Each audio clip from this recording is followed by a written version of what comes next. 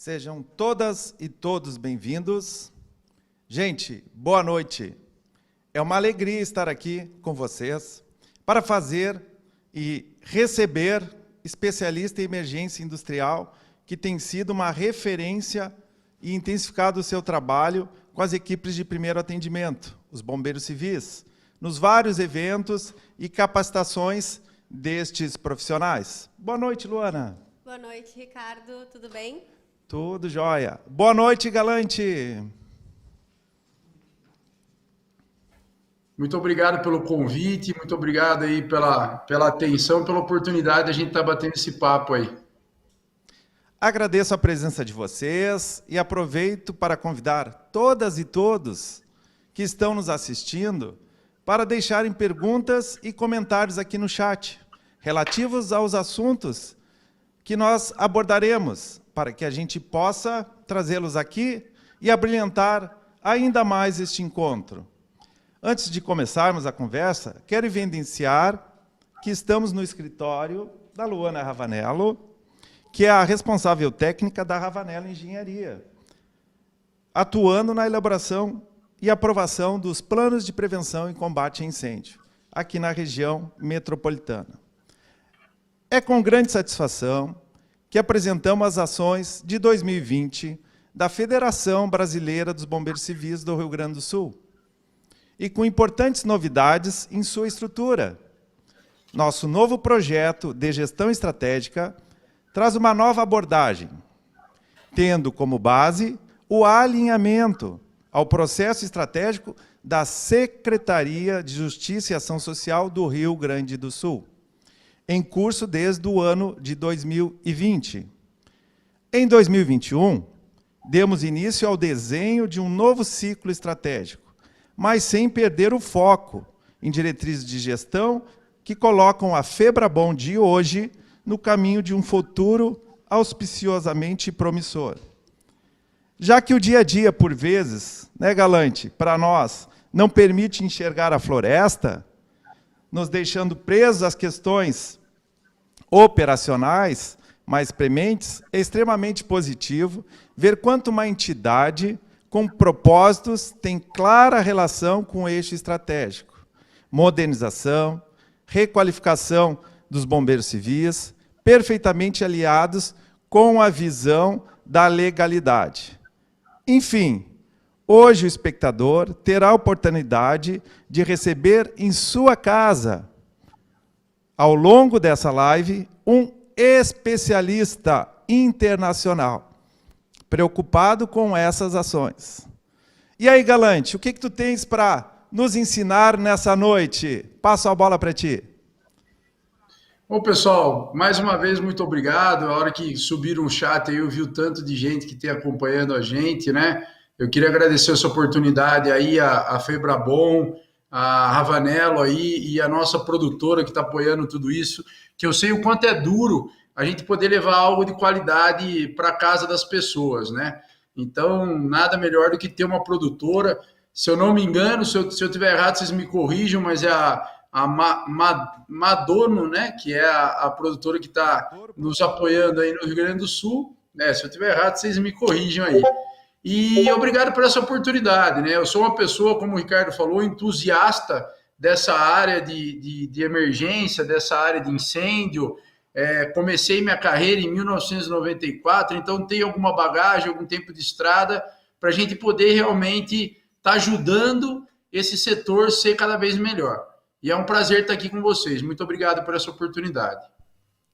Quem é o Cláudio Galante, então, nesse período? Eu sei, né, Luana? Luana, a gente estava aqui numa resenha antes, no né? Bate-papo. No bate-papo. Conta para nós aí, a Luana ficou interessada na história da Vespa, né? Sim, falaram alguma história sobre Vespa, então, quem é Cláudio Galante? Já me conta a história da Vespa, Galante.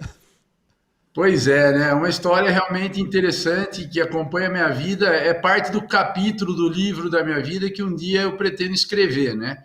Eu comecei nessa área de atendimento a emergências químicas ambientais em 1994, numa empresa de nome SOS Cotec, que era na cidade que eu vivo, em Americana. E quando eu comecei a trabalhar nessa empresa, eu vi as frentes e oportunidades de trabalho que eram realmente restritas, né? Ou seja, eu vou ser uma pessoa de atendimento de emergência, eu preciso me especializar nisso. Se eu for ser uma pessoa da área comercial, preciso me especializar nisso. E eu entrei, na verdade, para ser um ajudante geral, né? Para limpar caminhão, limpar bota do pessoal que chegava de emergência, ajudar na limpeza das bombas. Mas como eu queria mais para a minha vida, eu fui buscar referências na época, né? Pessoas de alto calibre, para mim saber como que essas pessoas eram de alto calibre. E na época tinham poucas pessoas que tinham tido a oportunidade de ir para fora do Brasil e buscar algum conhecimento técnico. E eu coloquei isso na cabeça como meta, coloquei isso como objetivo, e logo depois eu acabei decidindo, depois de eu começar nessa área de emergência, decidindo traçar o meu caminho e falar, eu vou ser um profissional, vou ser o melhor que tem nessa área, dentro da minha empresa, dentro da área que eu trabalho, dentro da área que eu estou. E aí eu comecei minha história na Texas A&M University, onde eu fui a primeira vez de uma forma bem sofrida, né? Quando a gente fala da Vespa, eu tenho um carinho muito grande, e só para comentar, hoje é um dia feliz, eu comprei essa Vespa de volta, viu? Mas eu tive que vender essa Vespa na época, justamente para poder comprar uma passagem, para mim poder ir para os Estados Unidos fazer um curso. E quando eu fui para os Estados Unidos fazer esse curso, tudo foi uma surpresa muito grande, os desafios que pintaram na minha frente, as barreiras que pintaram na minha frente, foram barreiras muito importantes para ver realmente que o caminho não seria fácil. Então eu fui com a passagem paga, eu tinha 200 e poucos dólares no bolso para poder me manter nos dias que eu estava lá, e eu consegui também por aqui pagar o curso com a ajuda da minha mãe, da família. Na época a gente fez um apanhado aqui e eu fui para lá. E o interessante é que eu cheguei em Houston sem falar, sem saber pedir água, né, em inglês, e não que hoje eu saiba, mas eu já consigo me virar bem melhor. E eu me senti ali perdido num universo novo, consegui passar na migração, porque acho que eu estava com o capacete de bombeiro debaixo do braço, porque o cara conversava comigo, o que ele falava eu não entendia nada. Eu só falava, vim fazer um curso, tá aqui o papel, da onde eu vou, e o cara deixou eu passar. Foi muito legal. E no saguão do aeroporto eu fiquei totalmente perdido, porque eu precisava chegar num lugar que chamava Texas A&M University. Então eu achei que chegando em Houston eu ia desembarcar, ia pegar um ônibus, ia conseguir chegar nessa tal de Texas A&M University. Eu não me preparei para saber onde que era a Texas A&M. E a Texas A&M fica na cidade de College Station, que tem aí uma certa distância de Houston, né? Ela está mais ou menos aí uns 140 quilômetros de distância de Houston. E no Texas é muito difícil, não tem, pelo menos eu não conheço nenhuma cidade que tenha ônibus, que leve você de ônibus de uma cidade para outra, que transporte você, que tenha linha de ônibus. E quando eu consegui falar com uma pessoa que me ajudou da área de informações, que falava espanhol, ela falou, olha, você tem duas opções, ou alugar um carro ou comprar uma passagem aérea. Eu falei, mas comprar uma passagem aérea para andar 140 quilômetros? Ela falou, aqui é muito comum, qualquer cidade tem aeroporto, você compra e faz um voo de uma cidade para outra. Esse é o nosso ônibus aqui, né? E eu não tinha dinheiro nem para comprar a passagem aérea, nem para poder pegar um carro alugado. Então, veio um desespero muito grande naquele momento, me coloquei ali no saguão do aeroporto, numa situação muito delicada. E resumindo a ópera, nisso eu conheci alguns mexicanos que me passaram por ali, viram meu capacete de bombeiro e falaram assim, pô, você é bombeiro? O que está acontecendo? Por que você está triste aí? Eu falei, olha, eu estou tentando chegar num curso e não é longe, eu não vou conseguir, eu acho que vou ter que voltar para o Brasil. E aí foi minha primeira bênção de Deus na minha vida, que esses mexicanos também estavam indo para a College Station, me levaram junto de carona numa van muito grande. E ali eu comecei o meu sonho que eu nunca mais parei. E aí, né? Galante, nesse teu sonho, assim, eu queria pegar para ti e aproveitar esse momento contigo aqui, com a Luana, e te perguntar, assim, o ser humano Galante que chegou e colocou os pés lá na Universidade do Fogo. Qual foi o sentimento, a tua realização profissional? E para aquele colega que está aqui do outro lado do balcão, está na sua casa, né?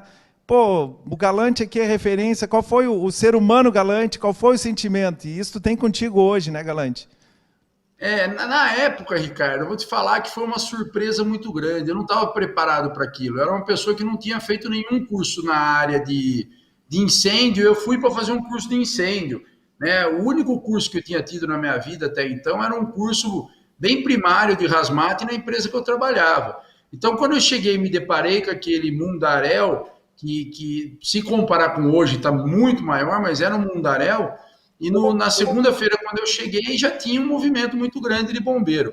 Então, realmente, como ser humano, aquilo para mim foi assim, saber que nada era impossível, que nenhum sonho da minha vida ia deixar de ser feito, né? Porque ali eu consegui chegar, estava chegando, aproveitei muito aquele momento, fiz contatos que eu tenho até hoje na minha vida e são grandes amigos. Então, eu, como ser humano, foi um momento muito importante para a minha vida. Bom, então vamos lá, né, Galante? Como a gente combinou aqui, até a luta ansiosa, nós falávamos antes no bate-papo, vamos ver aí a Universidade do Fogo, a TICS, lá no Texas, e depois o Galante vai vir conosco.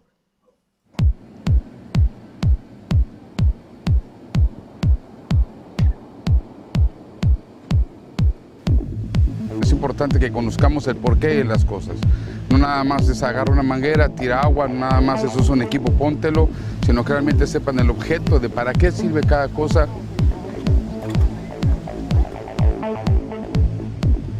Hay muchas especialidades.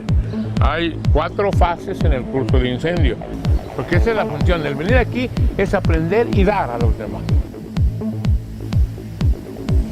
Este proyecto simula un tanque de techo cónico y un tanque de techo flotante y se le enseña al grupo cómo planificar, cómo hacer los cálculos de agua, de espuma, de enfriamiento. Se le enseña a través del sistema de comando de incidente en escena cómo poder organizarse, planificarse y lograr la extinción total.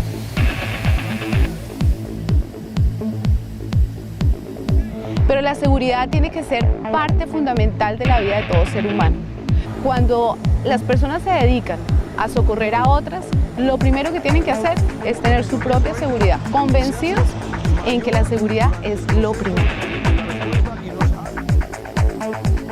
El estudiante va a ser expuesto progresivamente a entrenamientos como los manda la NFPA, y los últimos ejercicios que haremos el día de hoy será a gran escala para que el bombero realmente sienta la magnitud del fuego, que es lo que va a encontrar en una emergencia o en un accidente aéreo.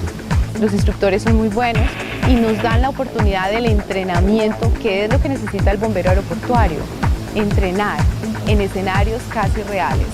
La seguridad de un aeropuerto casi no lo permite.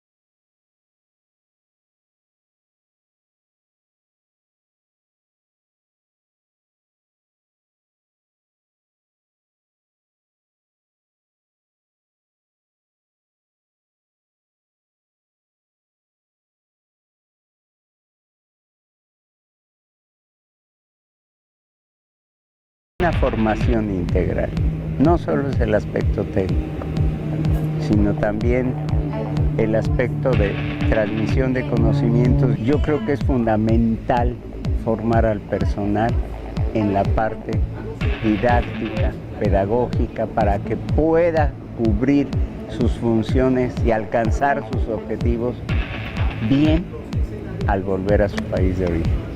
La norma 1041 es un estándar de la NFPA que se formuló para la formación y entrega metodológica de la enseñanza que todo instructor debe conocer. El bombero nace como instructor en la escuela en español y cuando llega a sus países está en plena capacidad de ser un instructor eficaz.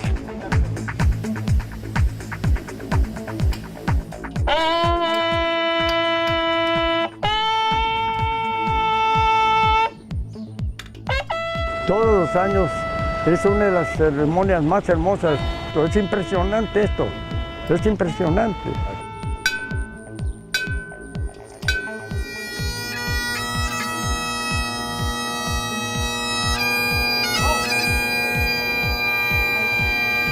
Cada vez que escuchamos la ceremonia y la gaita, nos hace más unidos y nos hace sentir muy orgullosos de ser bomberos.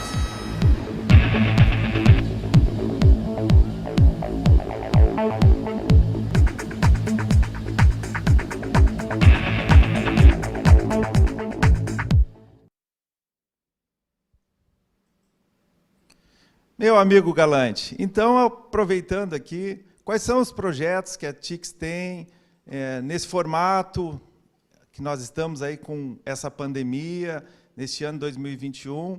Tu esteve, acabou, faz o quê? Uma semana que tu veio de lá, né? Nos explica aqui como é que é a formatação, quais são as estações, o que a gente tem aí para apresentar para esse time? Eu quero só dar um passo antes, Ricardo, eu acho muito importante, né? Você sabe que cada vez que eu vejo esse vídeo, eu me emociono. E fazem tantos anos que eu vou para a TICS, eu tive na TICS a semana passada, né? Então, eu cheguei da TICS a semana passada, onde eu tive o privilégio de ser o primeiro instrutor brasileiro, pela primeira vez na história, a ser convidado a ser instrutor, né? Inclusive, o crachá está aqui atrás de mim, ó. Cadê? Aqui a mãozinha, ó.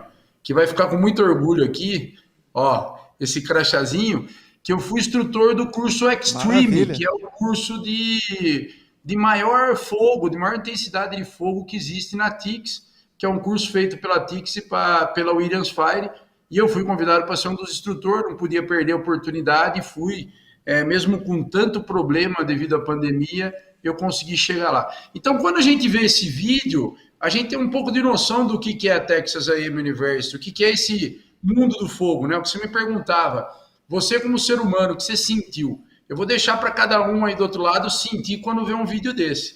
Então, né, cada vez que eu converso com as pessoas, elas falam, cara, isso existe. Então, é a Disneylândia do fogo. Fiquei impressionada. E uma coisa muito interessante, ali tinha um senhor, seu Salvador Lambreton, que ele fala de um momento muito importante da TICS que a gente tem todo ano, que é o momento da gaita de fole ali, que a gente escuta, do cara tocando a corneta, que é a homenagem que a escola da TICS faz a todos os instrutores que vieram a seguir sua vida aí para outro plano. E o Salvador Lambreton, depois de fazer esse vídeo, passou para outro plano, né? Foi para outro plano viver outra vida, e foi um momento muito importante. Esse vídeo foi um momento muito importante da TICS. A TICS fez a última escola presencial em 2018, a Escola de Bombeiros de Espanhol está até então 19, 20 e agora 21 sem ter a escola de bombeiros espanhol. Então, desculpa, a última foi 2019, né? 2020, 2021 não tiveram devido ao problema da pandemia, do Covid. E a TICS traz uma novidade esse ano, que é a escola em linha. Não é uma escola online, é uma escola em linha. E como que vai funcionar isso? De 11 a 16 de julho, a TICS traz 7 cursos, e esses 7 cursos são ao vivo. Então, a galera que se inscrever nesses 7 cursos, depois a gente pode colocar aí um detalhe desses cursos. Quem se inscrever nesses cursos vai ter aula online com os professores da TICS. Um dos cursos que é o de Hazmat, que está aí eu sou um dos professores, que é esse último curso aí, o 1072, que é o ASP 469. Então, esses 7 cursos vão estar sendo oferecidos pela primeira vez, de maneira a ser feito online. Então, é uma grande oportunidade para quem nunca teve contato com uma universidade norte-americana. A gente trabalhou muito duro para fazer esse material, todo esse trabalho, ser um trabalho referenciado, melhor ainda. Vai ser a oportunidade de ter uma certificação da TICS internacional, de ter aí um conhecimento nos padrões da NFPA, porque é o que a gente se baseia na 1042, né? No caso, na 472, no caso dos produtos químicos perigosos. Então, vai ser uma oportunidade muito boa da turma participar. Então, venham fazer o convite aí para vocês. Quem tiver alguma dúvida, depois eu vou deixar meu e-mail aí, pode me escrever que eu vou ter o prazer aí de estar ajudando. Galante, algum pré-requisito necessário para fazer esse curso? Esses cursos desse ano em linha, não existe nenhum pré-requisito. Os cursos presenciais da TICS, alguns deles exigem pré-requisitos. Por exemplo, você não pode chegar na TICS querendo fazer um curso de incêndio nível 3, né? Você tem que ter o nível 1 e o nível 2 para você fazer. É a mesma coisa do Hazmat. Nos nossos cursos do Hazmat, se você quiser fazer um curso mais avançado, você vai prestar uma prova me fugiu o nome. Você vai prestar uma prova Proficiência. de conhecimento. Proficiência. Proficiência, isso aí. Isso, proficiência. Com mestres professores na live, tá vendo? Então, você vai prestar uma prova de proficiência e vai ter que mostrar que você pode realmente fazer esse curso mais avançado.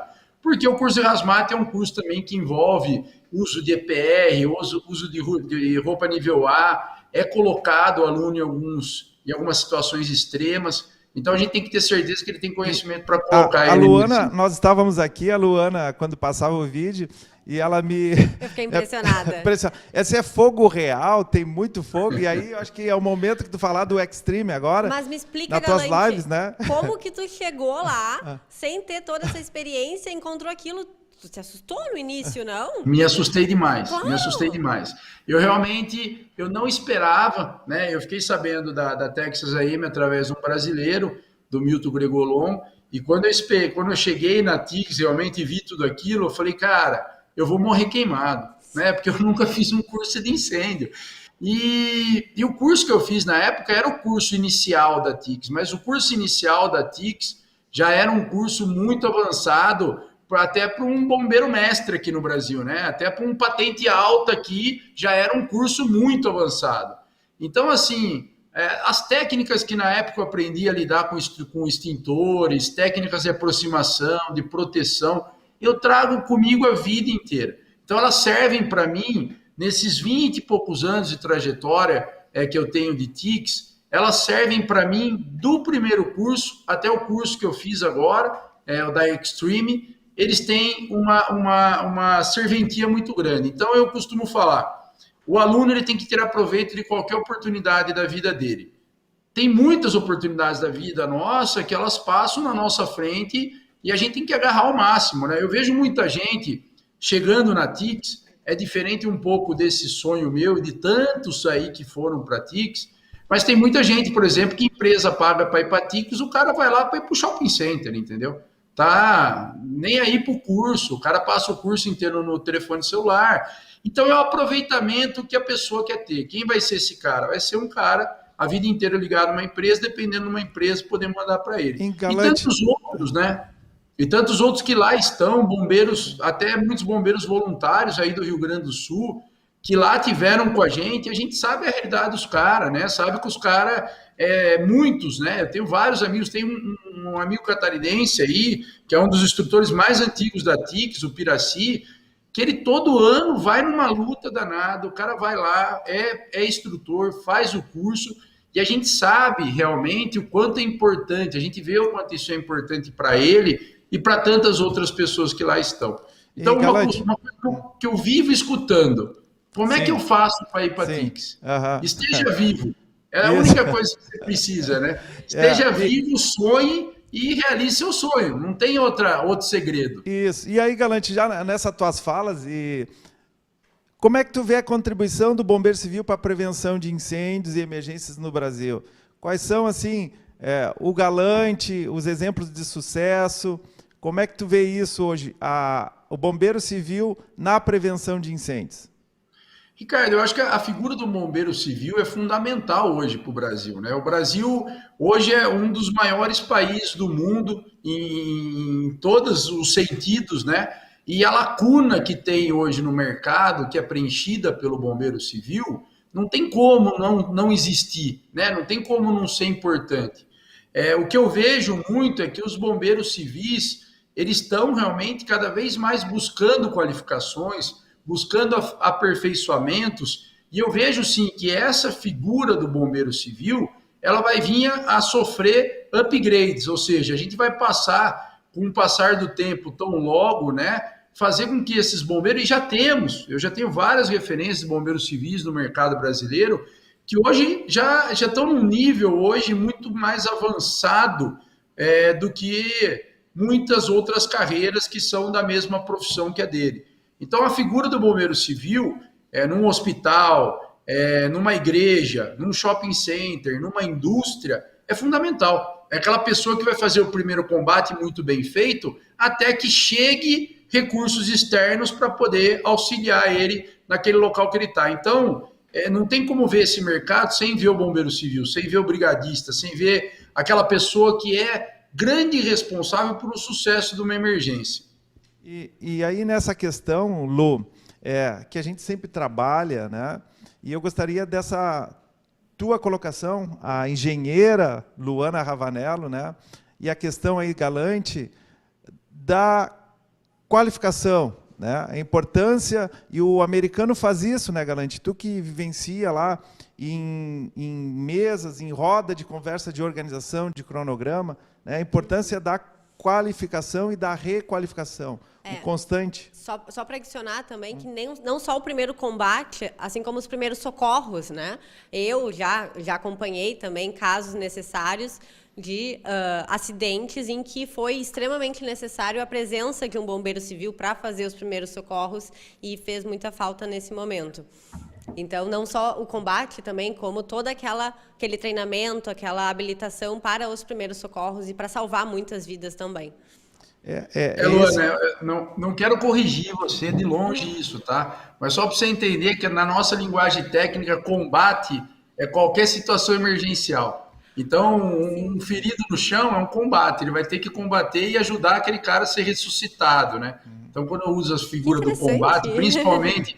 É porque a gente está muito acostumado com a escola americana e com as normas americanas, com a NFPA, ela traz para a gente que realmente, por exemplo, né, a gente lá nos Estados Unidos, lá nos Estados Unidos, eu gostaria que aqui também fosse assim, existem os paramédicos, né, não existem enfermeiros em socorros de ambulâncias, existem os paramédicos, é uma figura de um emergencista que dá um socorro quase médico, e tem os ajudantes deles, que são os enfermeiros, tudo isso, que acabam apoiando na ambulância.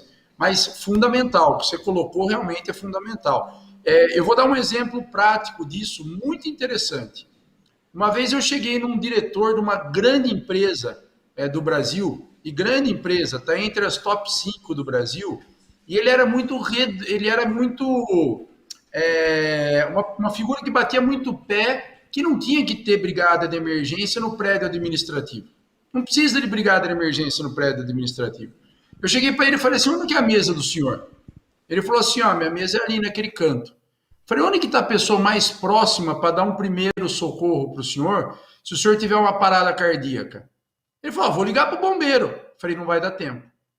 Não vai dar tempo. O senhor pode ter certeza, se o senhor tiver uma parada cardíaca e não tiver desfibrilador, não tiver uma equipe preparada, um socorrista muito bem preparado, ou um bombeiro civil no prédio, o senhor com certeza vai vir a óbito, porque não vai ter tempo de um socorro chegar e fazer um trabalho bem feito. E se o senhor não vir a óbito, o senhor vai sofrer sequelas. Então, foi um fator de choque nele que ele falou assim, eu acho que você tem razão, eu preciso de brigadista aqui mesmo.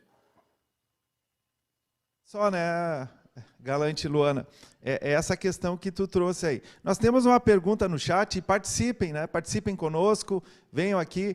Nós temos uma pergunta aí do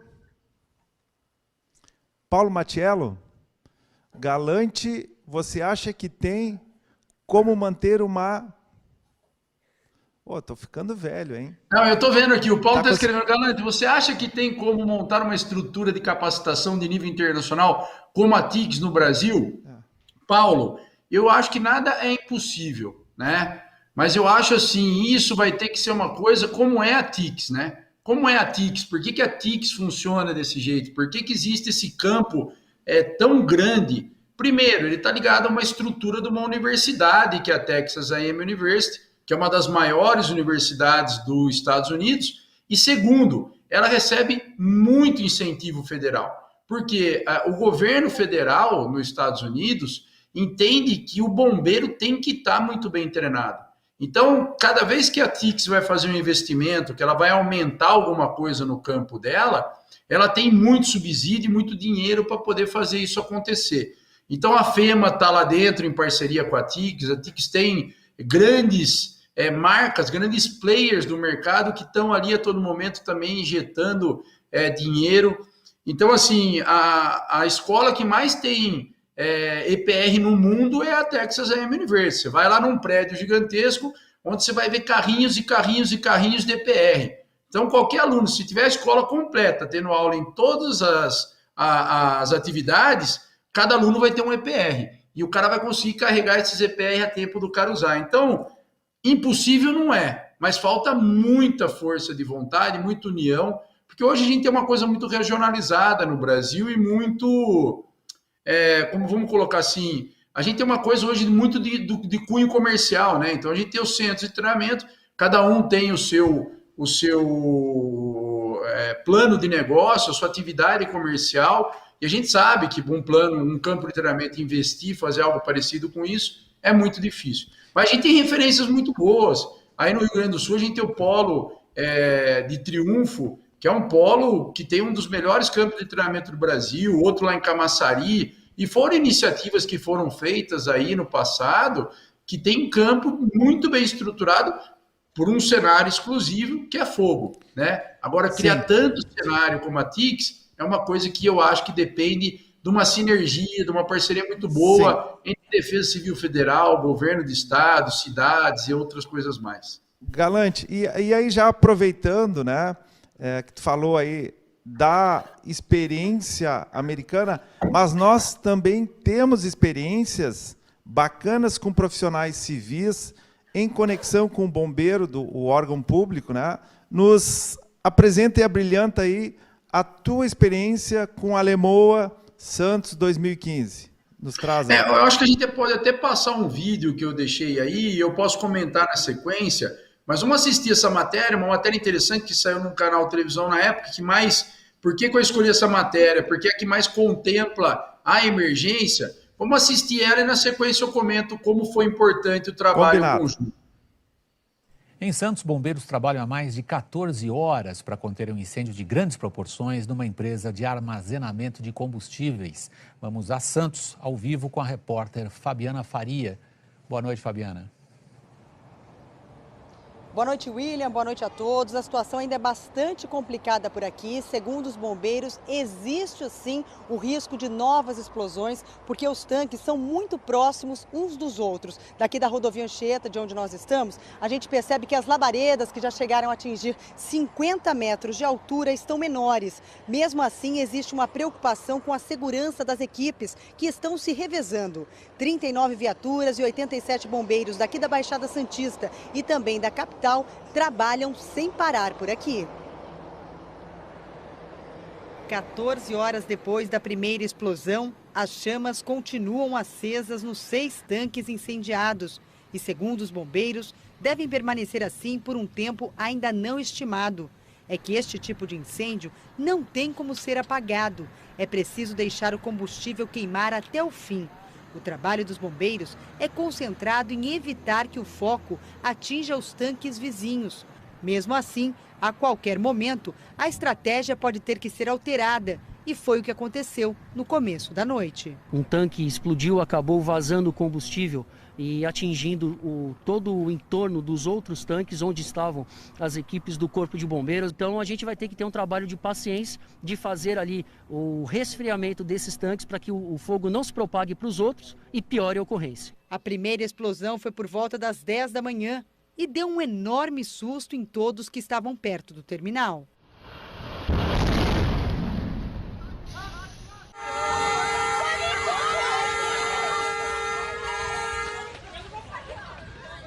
Um pânico na hora de acontecer algo mais grave, né? Começou aquela correria, todo mundo evacuar o terminal, mas a gente não sabe a proporção, né, do incêndio. Foi cada vez tomando uma proporção maior e a gente ficou meio assustado. O SAMU atendeu 15 pessoas ali mesmo, na área do terminal.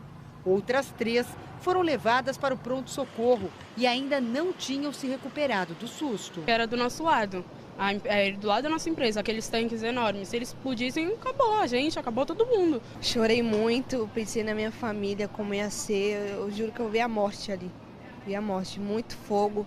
Cada vez que a gente andava, dava aquela explosão horrível. O dono deste posto de combustíveis, que fica a mais de 1 quilômetro da área do incêndio, sentiu os efeitos das explosões. O solo tremeu, a gente sentiu o tremor, foi sentido forte mesmo, um abalo assustador. O incêndio foi num terminal da Ultracargo, uma das maiores empresas de armazenagem de produtos líquidos do país. A empresa fica às margens da rodovia Anchieta, numa área usada pelos caminhões que entram e saem do Porto de Santos. Por causa do acidente, o acesso foi fechado. Com isso, o trânsito na cidade inteira ficou congestionado.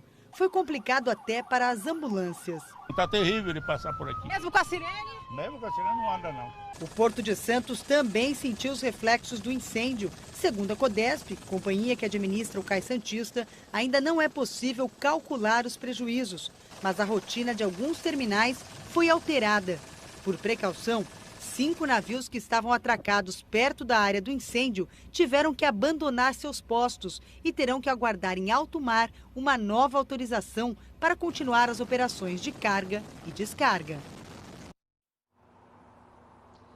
Ainda não se sabe quais as causas do acidente. Agora há pouco foi divulgada a informação de que um bombeiro ficou ferido durante um deslocamento de ar. Ele teve o olho atingido por uma fagulha. As 3 pessoas que foram levadas durante a tarde para o pronto-socorro já foram liberadas. Segundo a Ultracargo, é a primeira vez que a empresa sofre um acidente como este. Apesar de ser véspera de feriado prolongado, o trânsito aqui na rodovia Anchieta já foi normalizado.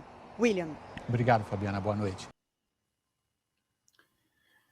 Esse é um vídeo que eu até uso muito em treinamento, né? Que quando a gente vê uma emergência desse tamanho, a gente vê vários pontos. Um ponto principal, a mídia chega e pega informação num lugar só, né?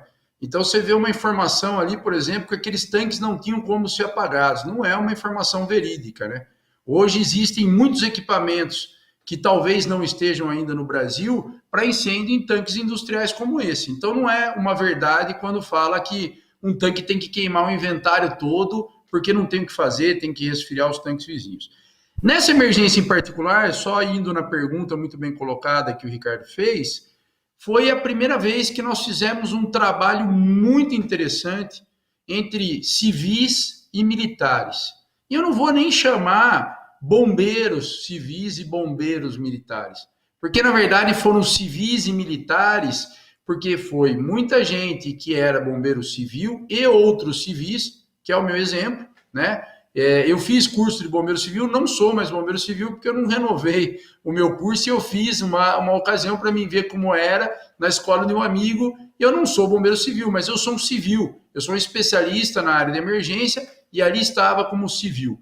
Mas tinha muito bombeiro civil ali presente e foi fundamental, não só os bombeiros civis, mas também instituições voluntárias que ali se apresentaram para poder somar, né? A Força Tarefa Brasileira, do meu amigo Galeno, que fizeram total diferença nessa ocorrência, porque o bombeiro militar por si só não ia ter conseguido fazer com que a logística que foi feita de esticar 14 quilômetros de mangueira, de trabalhar com 500 mil litros de LGE, de trabalhar com tanta coisa num acidente, que é o segundo maior acidente do mundo, Mas eu deixo aqui algumas perguntas, né? Até provocando a Luana, né?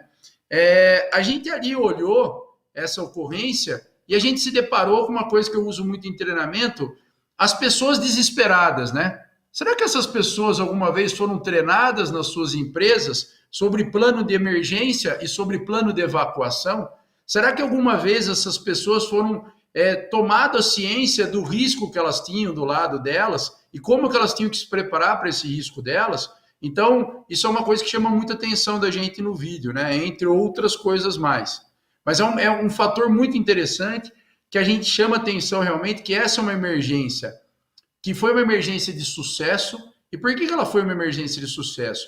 Apesar dela ter durado 12 dias e ter faltado muito recurso para a gente acabar com essa emergência de forma mais rápida, foi uma emergência que o comando integrado entre os bombeiros e os civis funcionou muito bem. Essa conexão, a gente trabalhava junto dentro do SICOI, do Bombeiro do Estado de São Paulo, a gente falava direto com os coronéis, sentava na mesma mesa, a conexão dos planos de auxílio mútuo e dos seus bombeiros civis, dos seus brigadistas, funcionou muito bem, porque foi aí foi se colocando as áreas de trabalho que cada um ia entrar, que cada um ia complementar. Só um outro fato interessante, foram, por exemplo, os bombeiros civis da BASF, que mais perto do tanque ficaram, porque era um dos melhores caminhões que tinha na época, com o melhor canhão, que tinha a melhor resposta que a gente precisava. E fora também, os caminhões da Petrobras fizeram toda a diferença. Eu tô sem o áudio de vocês aqui, não sei como que tá aí pra galera nossa aí, mas aqui para mim não tá vindo o áudio de vocês. Não tá chegando? Agora sim, agora sim. Tá. Então, assim, eu acho que esse foi um incêndio de grandes proporções, mas a gente realmente tem que ter o exemplo e trazer para os incêndios de menores proporções e aos treinamentos em que a gente tem que ter em todas as edificações, né? Em todas as edificações precisam ter pessoas treinadas, tanto para iniciar o combate a incêndio, também para orientar outras pessoas e até saber sobre manter a tranquilidade, né? Tanto vivenciando quanto observando um incêndio, até para ter essa questão crítica de olhar e também a reportagem entender o que realmente está acontecendo, né? Mas aqui no Rio Grande do Sul, hoje, todas as edificações que são regularizadas no Corpo de Bombeiros precisam ter pessoas treinadas para brigadista de incêndio. Esse é o mínimo. E aí a gente começa a cultura da segurança contra incêndio, né? A cultura da conscientização, tanto em edificações pequenas, quanto em incêndios pequenos, quanto depois em ocasiões maiores, de maiores proporções. E aí vem um chat aí do nosso coordenador de segurança do trabalho da instituição Santa Casa de Porto Alegre, que é o Robert. Ele fez uma colocação muito interessante aí, que é essa conexão, né? O bombeiro civil, o profissional de segurança contra incêndio, entender a identificação, vai ao encontro da tua fala, Luana, e o Galante também, que trabalhou isso ali na Lemoa, né? O profissional vai de encontro, ele tem que estar preparado, ele tem que estar atualizado, né? E não só no grande cenário, né? Então, um cenário de grandes proporções, ele está realmente treinado. Então, vai de encontro aí essa informação, certo, né, Galante? O cenário grande que a gente fala e traz como exemplo a Lemoa, né? A gente traz ele como um exemplo muito grande, mas a gente traz o exemplo também de empresas pequenas que ao redor dele estavam e que as pessoas se desesperaram nesse momento. Muitas pessoas foram internadas, muitas pessoas acharam que ia morrer porque nunca receberam treinamento. Ali talvez não tinha um bombeiro civil, um brigadista bem treinado para dar um suporte necessário para aquelas pessoas e falar, vamos evacuar, vamos até o tal ponto de encontro que a gente vai estar seguro. Quando você coloca essa questão do hospital, Ricardo, eu trago para um momento muito presente do incêndio que a gente teve no hospital em Salvador, né? Um incêndio, inclusive, numa ala de Covid. E eu não sei, não posso falar, mas eu fiz uma live esses dias com o Dr. Oswaldo, que é um grande amigo, que a gente falou um pouco sobre essa guerra biológica que a gente está vivendo, né?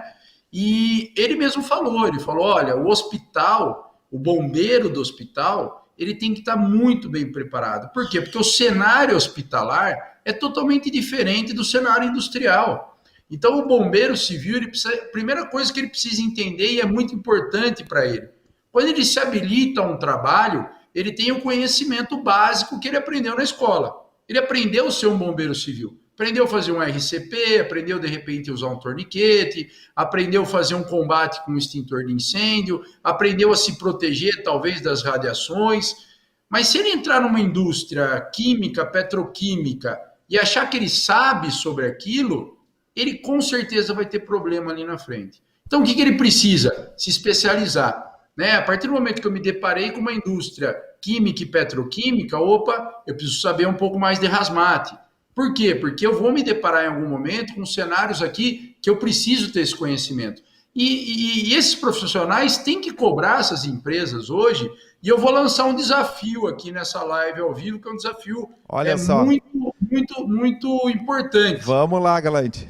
Sinalizem para mim no Brasil, tirando o Rio de Janeiro, que eu conheço o processo APEL que foi feito lá, mas que empresa, pequena, média ou grande, treinou sua vizinhança com respeito a uma emergência? Então, se alguém conhecer, pode deixar o nome aqui. Falávamos em ensinamento, hein? Olha só. Não, eu estava esperando o desafio que fosse qual empresa tem todo o corpo técnico treinado para brigadista, pelo menos. Eu já ia agora, mas agora a vizinhança, aí realmente... Mas Luana, quer queira, quer não, é um papel também de um bombeiro civil, de uma empresa, alertar a empresa que ela precisa ter um plano de contingência, de alertar os seus vizinhos. Por quê? Porque a empresa ela tem que testar, você é um engenheiro de incêndio, sabe disso, a empresa tem que fazer seus testes de sirene, né, na rotina que for determinada por ela ou pela instituição que fiscaliza ela. Então, a vizinhança precisa saber que existem essas sirenes, né? Então, uma coisa que eu gosto de provocar, eu gosto de ser polêmico, e hoje eu não estou ligado a mais nenhuma empresa, eu posso falar o que eu quero, que eu não tenho problema nenhum, né? Eu tô livre para falar o que eu quero. O que a gente aprendeu depois da Boate Kiss? O que mudou depois da Boate Kiss? Talvez no Rio Grande do Sul pode ter mudado muita coisa, mas São Paulo continua vendo as boates, mesmo em época de pandemia, lotada, sobrelotada, com ainda aqueles queimadores nos champanhe, a gente vê essas cenas rodando na internet.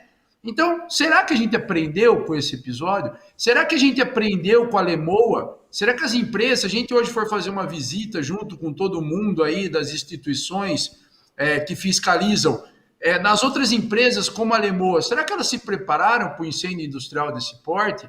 Né? Será que os hospitais estão pensando no caso que aconteceu de Salvador? Então eu acho que tudo isso, será que as barragens, o caso de Brumadinho, melhoraram seus planos de atendimento à emergência? Ou fizeram só aquele auê depois de Brumadinho, estamos aqui fazendo, porque eu viro e mexe que recebo aqui algum problema de alguma barragem que está com problema. As empresas, elas fazem um marketing muito bom. Agora, funciona? Não sei. Eu faço um desafio para vocês que estão assistindo essa live aqui e para todo mundo que vier assistir. Pergunta para algum vizinho de alguma empresa dessa se ele está seguro, se ele foi bem treinado, né? Se ele recebeu lá a visita de um bombeiro civil para falar para ele como funciona o plano de atendimento de emergência dessa empresa, que se acontecer alguma coisa, para onde ele precisa ir, o que ele tem que fazer. Eu vou fazer a colocação aqui, nós participamos ali, junto com o time da URGS, da especialização em segurança contra incêndio, dar um abraço aqui na professora Ângela, certo, né? O professor Luiz Carlos Martins lá. O projeto Educar para Prevenir, que é um projeto que a Universidade Federal foi até a sociedade. O Educar para Prevenir é muito importante, porque Galante e Luana, né? A Luana participa aqui conosco, já fizemos palestras ali também no auditório da URGS, levar o conhecimento, a segurança contra incêndio às crianças. E acho que aí, né, Galante, que é um ponto importantíssimo, levar essa informação à sociedade. Hoje, para dar um dado para vocês, nós atingimos mais ou menos aí 5.000 pessoas, entre pais, professores, monitores, recreadores, tem a Lei Lucas. Então, é muito importante, a Lei Lucas fala sobre a questão do desengasgo, né? A operação ali de uma pessoa com criança, Luana nas até escolinhas, né? Tem filho, né? Sim, que idade está o teu pequeno? Está com 3 anos. E uma das coisas que mais me preocupava era realmente essa questão do desengasgo. Tanto que a gente fez uma live na época, né, para compartilhar essa informação. Mas só trazendo sobre as crianças são importantíssimas porque elas multiplicam essa informação em casa. Então, elas aprendem na escola e trazem para casa e ensinam os próprios pais, né? Isso em relação à segurança contra incêndio, também em relação à segurança da Covid, muitas vezes aprende esses cuidados na escola e multiplicam em casa. Né? Então, é por isso que é tão importante. Eu admiro muito o projeto do Educar para Prevenir, da professora Ângela. E Galante, nessa linha, assim, esse novo modelo estrutural da NBR, né, para a atualização do Bombeiro Civil, tu participou aí com o Jorge Alexandre Alves, né, e o seu time de peso. O que te parece essa nova estrutura, nova atualização aí desse pacote de NBRs? Sabe que eu falar que eu participei tem uma pretensão muito grande minha, né? Quem trabalhou nesse negócio foi o Jorge. Eu participei de algumas reuniões, dei alguns pitacos, mas esse crédito dessa norma realmente tem que ser dado inteiro ao Jorge, porque o Jorge fez um trabalho fantástico. Eu vejo que todo mundo precisa de uma referência, né? Todo país, todo cenário que seja, ele precisa de uma referência. E o Brasil estava sem referência, né?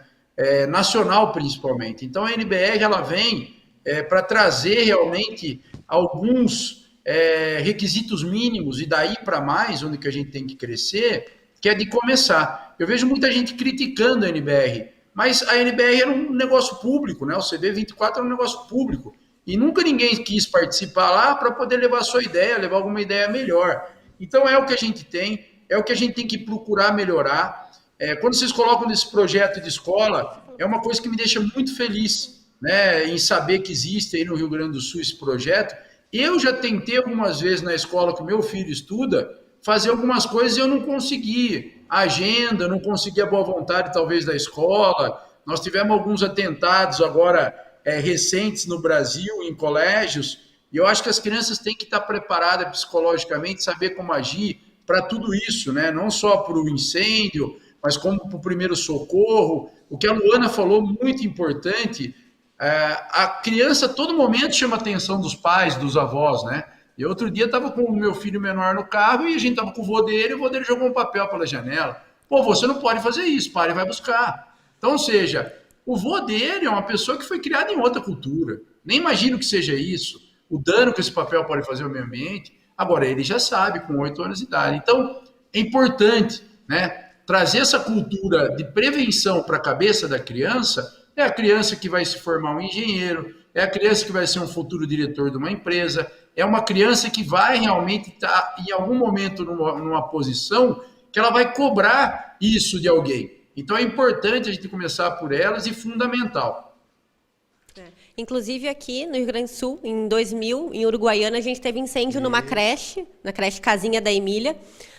Eram 13 crianças entre 2 e 3 anos, dentro de uma sala, em que teve só que elas estavam sozinhas, sem cuidador, e aí teve um problema elétrico junto a um aquecedor, muito frio aqui no inverno gaúcho, né? Então, teve um problema elétrico, iniciou um incêndio, e uma das crianças conseguiu sair da sala, e as outras crianças morreram. Então, aqui a gente já tem um histórico no Rio Grande do Sul, o que ainda acrescenta a necessidade de a gente entender a importância da proteção das nossas escolas, e também da conscientização, e aproveitar que as crianças multiplicam em casa para os seus pais. Eu acho realmente isso aí muito importante. Essa live foi concebida a partir de eixos que têm sido os norteadores da organização da FEBRABOM, Federação Brasileira dos Bombeiros Civil do Rio Grande do Sul, determinado mapa estratégico para o quinquênio, então, que se inicia em 2021. Para cada um desses tópicos, é preciso sempre deixar claro aí para vocês, a sociedade, uma ideia de continuidade estratégica, de sustentabilidade, modernização, inovação, crescimento, não só com o Bombeiro Civil, mas as ações sociais que a FEBRABOM do Rio Grande do Sul tem feito. Galante, uma palavra final dessa nossa bate-papo aqui com Luana Ravanello, Galante, instrutor Ricardo Garcia. Quando a gente fala de um assunto que a gente gosta, o tempo passa e a gente não vê, né? A gente podia ficar aqui a noite inteira falando, que eu não tenho dúvida nenhuma que a gente acharia assunto, né? Eu queria muito agradecer a oportunidade. Eu queria só aproveitar o finalzinho do nosso bate-papo para convidar todo mundo para uma live que vai ter no dia 24/6, na próxima semana, às 19h30, num canal que eu tenho no YouTube que chama Papo com o Especialista. Quem não achar, pode me achar nas redes sociais, aí no meu Instagram, que é Galante_Emergência, aí, ó, tá aí a live, ou no meu Facebook, que é somente meu sobrenome, Galante.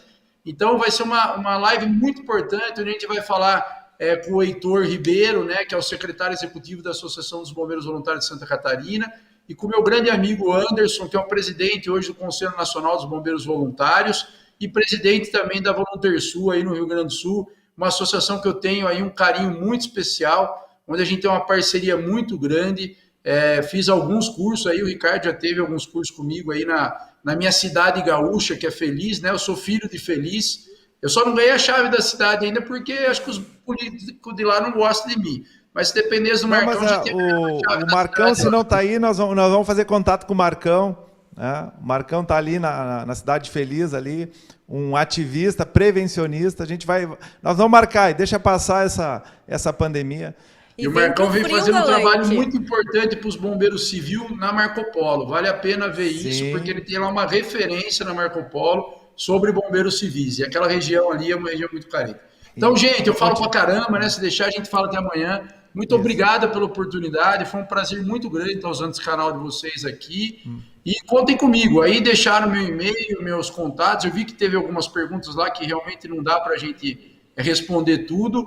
Mas, por favor, me escrevam, falem comigo, que eu estou aqui sempre à disposição de todo mundo para poder ajudar sempre.